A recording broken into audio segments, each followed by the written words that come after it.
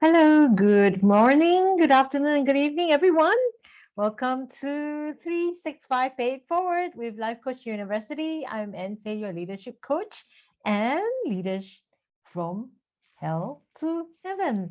Today, we're going to continue on the topic of communication. So, we're going to talk specifically about trust, TRUST. So, you see behind me this picture, it is a stack of rocks. Because trust is like that. It's built step by step. And trust builds upon trust. And let's talk a little bit about it. Why is this picture so significant? Because trust is something that you need to build. And if you don't build it, you won't get it.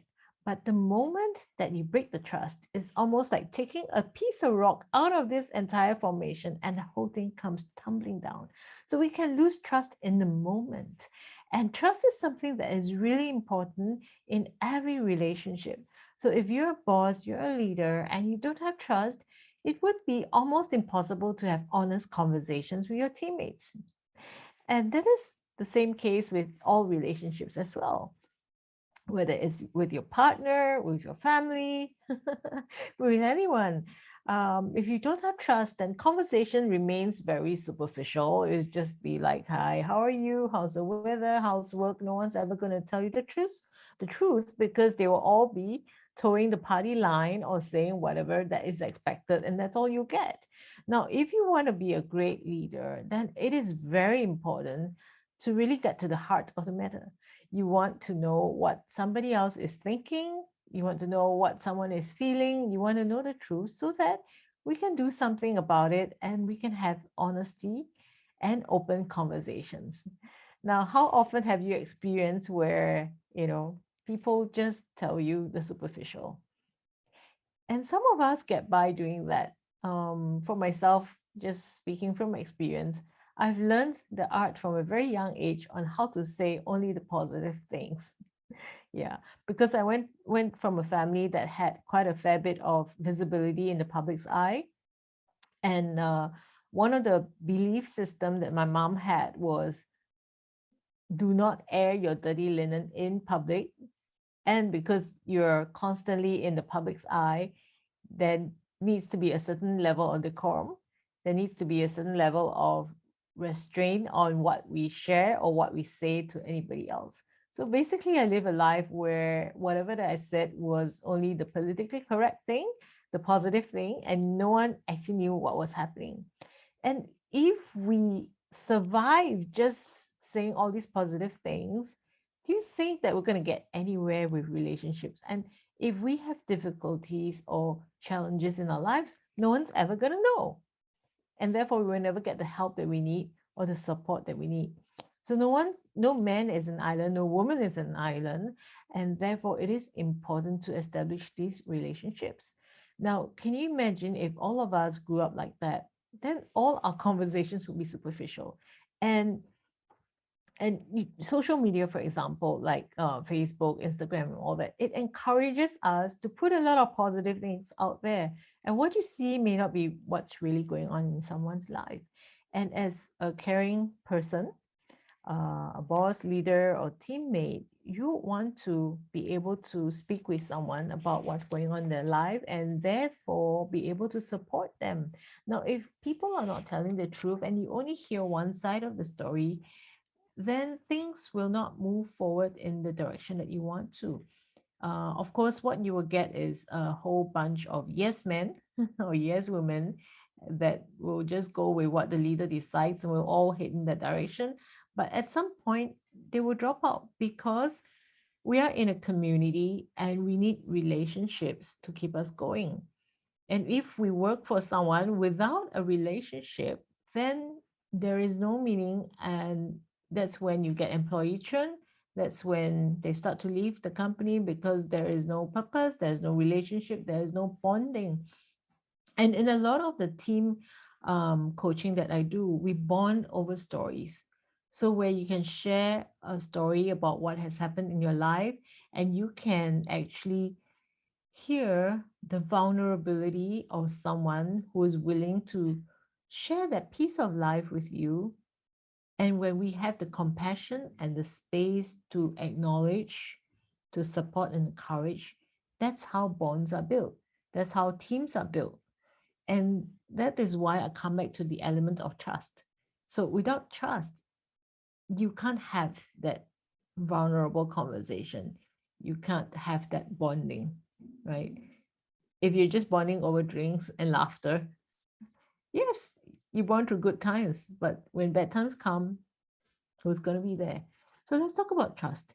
Trust, what exactly is this thing called trust? So trust is about being yourself. It's about being truthful and honest. And it is also very much about keeping our word. Now, if we say that we're going to do something, we got to do it. And I was speaking to a fellow friend who's a parent-child coach, and she was just sharing with me that a lot of parents say things to their children just to kind of get them off their back. And if this gets into a habit, the children start to realize that the parent does not mean what they say, the trust is gone. And then they will develop this mindset that it's okay to promise something and not do it. And these habits and notions are formed very early in our lives, whether how we treat the words that we say. Yeah. So if we've had this kind of upbringing, it's time to realize that and say, guys, we're gonna say what we mean and we're gonna do what we say. Because our word is our bond. And if someone says that if the boss says that I'm gonna be promoting you, then you better promote the person. If I'm giving you a raise, give that raise, right? Of course, there are times where you say there are certain conditions that need to be met. For example, need to meet the target and so on. That is fine. But if the person has met the target, we can't squirm around and find some other excuses and not do it, right? And if that happens, it creates this mistrust, and it could potentially spill into the rest of the team because that team member will talk and people will start to find evidence to back up that claim. And soon, if you don't have that trust, it goes beyond the team to your company, to the industry. Then as a leader, what is the reputation that we want to have in the industry, right? So it's important also to be very consistent. Now, if we say that we believe in a certain value, we can't just change overnight. Of course, there is always room for change, for better improvement, for a better solution. But consistency is really about not just, winging it or changing your mind overnight or being fickle about it, right? So trust is the heart, right? And the foundation of all communications. So when we talk about trust, there's also a certain level of respect, because you need to respect people in order to deliver what you promise, right? And when you build the trust, people will also respect you back because they know that you mean what you say. They know that when they share something secret or something vulnerable, you will not criticize, you will not talk down to them, and you would definitely not use something that they said against them, right? Um, Sometimes I've experienced this in my workplace where there's gossip, right? And that is very damaging. Let me just share with you. I came from a company like MTV where we're very flamboyant in our dressing, right? I moved to a very corporate tech environment, and people were not used to my fashion sense. Even though it was very professional, I was in suits, but of course my suits were rather different from the typical blue corporate suits, right? And some of the leaders in the department started to gossip and talk about the way I dress, and they started to gossip about the way that I conduct myself because I was very creative and innovative. I challenged some of the existing notions and the way that things were run. And this gossip basically created how do you say, a negative and and almost like a, a downward, kind of like a disrespectful view of who I was as a person. And this went on for years. And it was really weird that a few years later, somebody actually confessed to me that she did that. It wasn't that I didn't know about it.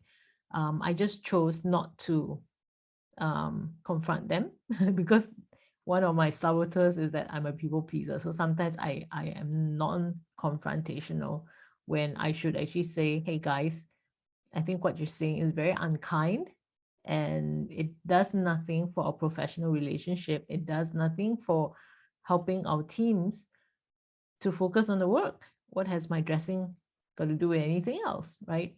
And people were not happy that my nails were painted, that I rode a bike to work, and that I carried a full face helmet into the office, and that I wore pantsuits, and I was a little bit more vocal in my approach, and I didn't fall into the norm of this is the way we do things, and therefore we'll do it now. So across the board, um, if I were to advise someone today, um, don't gossip, please, because it's very unkind and it hurts the person that you gossip, and it doesn't show yourself up as a nice character, and it really breaks the trust in the team. Because if you were to be in the project team together, how would someone work with you if they see you as a gossiper, someone who looks down on somebody else, you're overly critical? Because trust is really all about respect. And we wouldn't want this behavior to trickle down to the other team members, right? So it's important to take time um, to reflect on how we are as leaders, to really make sure that in everything that we say and our mental approach is always one of respect, because we will have diversity of talents, of dressing, of way of doing things. And we sometimes need to open up and embrace all that differences, because with those differences it comes opportunities for creativity, and creativity leads to innovation and invention, and it really creates a much better environment for us to see things from all perspectives. So take time for ourselves to hold a mirror to ourselves and say, where are we on this scale of trust? If we were to measure ourselves from 1 to 10, am I someone that someone can trust, that can trust me so much that they will tell me their entire life story and know that I'm not going to hurt them with unkind words, judge them, or say it to someone else, but I will be there 100% with full presence and concentration, not thinking about anything else, but just hearing them out. And even asking, how can I support you? How can I, you know, help you to get over whatever you're going through in your life or at work, right? So let's scale ourselves. Where are we? Or are we at one where no one really dares to talk to us because they think that we're unapproachable, that maybe we are too focused on our work and we're not there to listen. So if you realize the way that I've described it, it's not always that someone who's rated low on trust doesn't have a good heart or have to be a horrible gossiper. But sometimes we are so absorbed and involved in our own world that we forget to kind of like look up from where we are and see somebody else. And trust is about having presence. So when I work with my coaches and I train our coaches to have presence, presence is about being there, right? So if we're there listening to someone, but our eyes are on our phone, our ears are somewhere else, uh, like sometimes we say we hang our ears on the wall, right? We're not really listening. Or our mind is racing forward to think about all the different projects we need to multitask. The person can feel that we're not listening. So there is no trust, right? So it's as simple as in little moments that we are not there for someone. That is not building trust, right? No presence, no trust, and therefore no relationship. So skill ourselves, let's be honest. And where do we want to go with this, right? If we are now at the low scale of 10, what can we do to move forward, right? So let's start by being respectful. Let's start by listening with our whole heart, whole mind. And if you refer a couple of days ago, I talked about listening.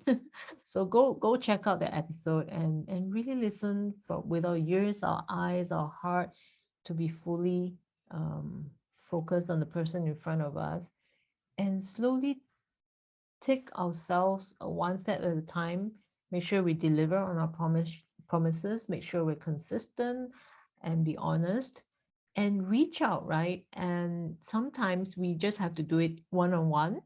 If you're really good with group sessions and you're able to manage, then by all means do it together in a group, right? Exchange stories, but set it up so that everybody signs up to be respectful in the session. No one criticizes, but everybody listens and no interruption and no advice. Please don't tell people what to do. And have a round of story sharing sessions so that you can bond, so that you can practice trust and practice support. And that's how the team relationships and bonding can build, right? And if you prefer to do it one-on-one, just go out, have coffee, go have a meal with someone and sit down and chat. Over time, you realize that as you do it step by step, it's like the picture behind, build it rock upon rock. Sometimes we might fall off, the rock might fall off because we didn't do something correctly, but it's okay. We just keep practicing and doing it every day, every moment with everyone that we meet. And slowly you have this buildup of the rocks and it's going to be stable, right? And as I mentioned earlier, yeah, sometimes when one rock pulls out and the whole thing crumbles, it's okay. But if we consistently build it, that crumbling won't be so huge, right? That it will be so devastating.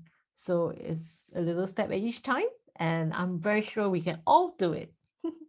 so, so from my experience, I've learned to build the bridges and to build the trust, and it does take time, and especially if you've had, like me, some experiences in the past where maybe I wasn't fully present and maybe some things that I did was maybe seen as horrendous because I couldn't share what was the reason behind doing some things, and people see that as a mistrust.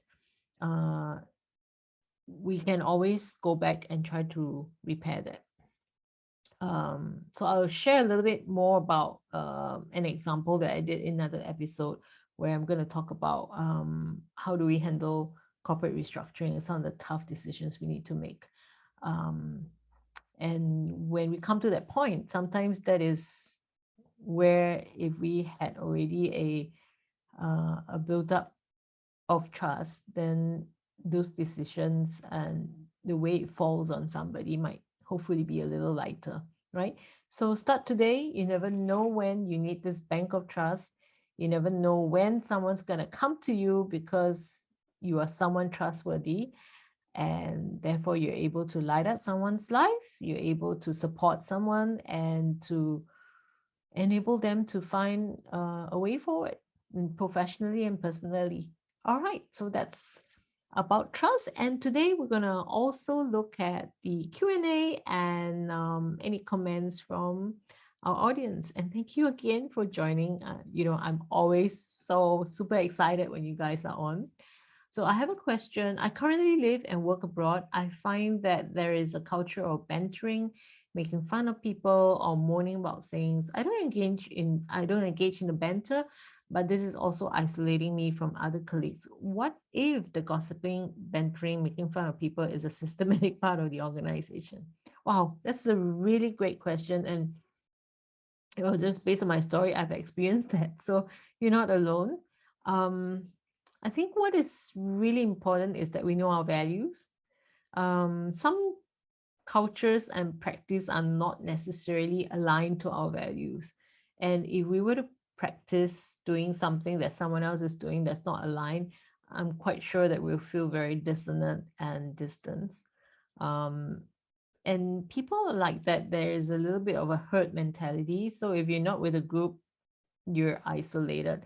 And that tends to be painful because it seems like you're not part of the gang. People don't trust you just because you don't participate in the same way. And sometimes people don't like you, or worse still, they they turn around and throw the same comments on bantering and making fun onto you. And that's something that unfortunately happens in real life. So I would say to take courage to stick to your values and be strong. And some of the comments and isolation's not easy. uh, but I think I what I always say to myself is that if I go home and look myself in the mirror, will I like what I see? And if I don't like myself joining in the bantering, then I think I like the way that I am. And in fact, this advice was given to me by my ex-boss and mentor and good friend, and I continue using it. So I'm going to call out credit to Chris Tan for sharing that with me. And if there are also opportunities to really make a change to the situation, I didn't step up for myself because they were more senior than me, and I was probably less popular because I was like a professional hire into the company where people have been there for more than 10 years. Um, but I think if I look back now, I think I should have said something because that is a culture of bullying. And it's a fine line between bantering and making fun of someone to bullying. Where does it cross over and where does it stop? So if we had the opportunity, let's look for someone who has similar values, and perhaps have a discussion to see how one can approach this banterers, for lack of a better word, and say, hey, you know, um, the impact of the bantering and all that may not be as positive, and so that they can also see the impact of what they do. I think a lot of times people join in and participate because they want to be social, or they are afraid of upsetting the bigger group. And sometimes they also don't know what is the impact of the innocent talk and jokes and laughter. Um, and if we are the bystanders and we see something like this happening to somebody else, I think it's also for us to stand up to support the people who are in need. Yeah. Thank you for that question. I love it. And I hope that's something that can help you. And of course, as leaders, let's make sure that we don't propagate that down the organization. Let's do something about it with our team members to coach them so they understand the impact and make a change. Another question is, what are some trust building exercises that a team could do as a daily or regular practice that you would recommend? Great question. One of the things that I would really recommend is to really bond together over meals. Sometimes it just starts by getting to know each other, and then slowly we can have um, chat sessions. So as a leader, I would do one-on-one to get to know each other. We'll also suggest forming buddies so that you can have the team paired off so they get to know each other better and allow them to bond, and then slowly expand the bonding. What I also do is I do like a retreat or a day off where we just get people to come in to share about the stories. Yeah. Um, Another way is to do some of those personality tests. I'm a great fan of it because I've talked about it a couple of times. So sometimes doing the personality test and we say, hey, when does this personality show up? Can you share with us some examples? That's when people start to reach into their life and share the stories. And when they start doing that, you're really getting to know the way they think and the way they feel.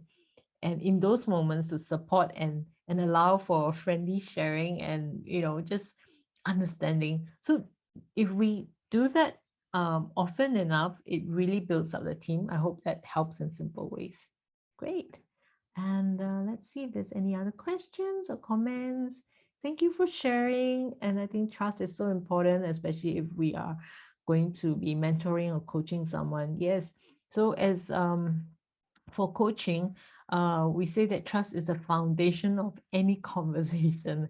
And in a coaching session, basically you have 15-20 minutes or sometimes an hour. And within that 1 hour, you're going to get someone to share with you what's really going on. So we got to like establish trust within minutes. And how do we do that? We do that through listening, being present, and really hearing the person. And not how do you say, criticizing, judging, or looking through our own bias lens, but to really see it from their perspective. When someone sees you trying to understand them from their perspective, they know that you are someone that they can trust. So I hope that helps in terms of building trust very quickly in a short while. So lots more about that, and thank you for joining in. So I'm going to be more respectful of everyone's time. So my sessions will start to be a little shorter and sweeter. So again, if you have topics that you want us to cover, just let me know. Connect to me on LinkedIn or Facebook, and definitely follow us on 365 Pay It Forward. And if today's session has been helpful, please go out and build your trust and give someone the attention of your time and your presence, and that is one way to pay it forward. So thank you for joining me. I'm Anne Phey, leadership coach, and I'm here together with Life Coach University to share with you leadership tips and lessons from the boss from heaven to hell. Let's go build a better world. See you guys tomorrow. Bye.